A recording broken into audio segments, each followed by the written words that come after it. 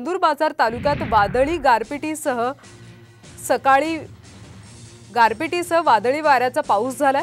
या अवकाळी पाऊस आणि गारपिटीमुळे शेतकऱ्यांचं मोठं नुकसान झालंय। चांदूर बाजार तालुक्यात गहू, संत्रा, कांदा पिकांना मोठा फटका बसलाय। अवकाळीमुळे शेतकऱ्यांचं मोठं नुकसान झालंय। दरम्यान नुकसानग्रस्त शेतकऱ्यांसोबत बातचीत केली आमचे प्रतिनिधी अमर घटारेंनी।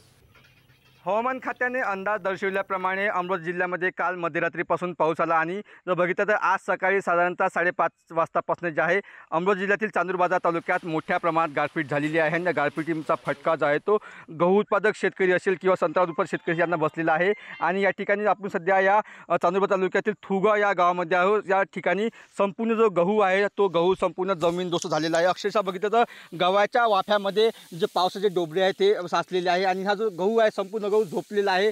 आणि आता हा जो गहू आहे हा गहू साधारणतः कापणीला आला होता आणि आता शेतकऱ्यांच्या हातात तोंडाशी आलेला जो घास आहे तो या अवकाळी पावसासह गारपिटीने हिरावला आहे। आपल्यासोबत काही शेतकरी आहेत। आज सकाळी जवळपास 5 वाजतापासून पाऊस चालू झाला खूप जोरात, हवा पण खूप होती।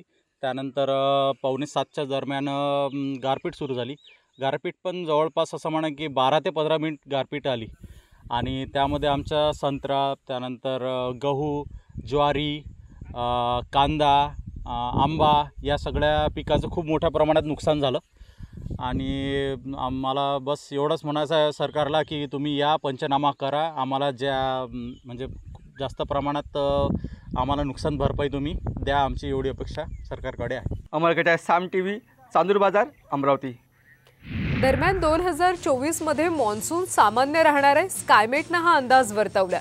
सुरुवातीला अल निनोचा परिणाम दिसण्याची शक्यता आहे। दुसऱ्या टप्प्यात भरपाई होण्याचा अंदाज आहे। दक्षिण पश्चिम भागात चांगल्या पावसाचा अंदाज वर्तवण्यात आला।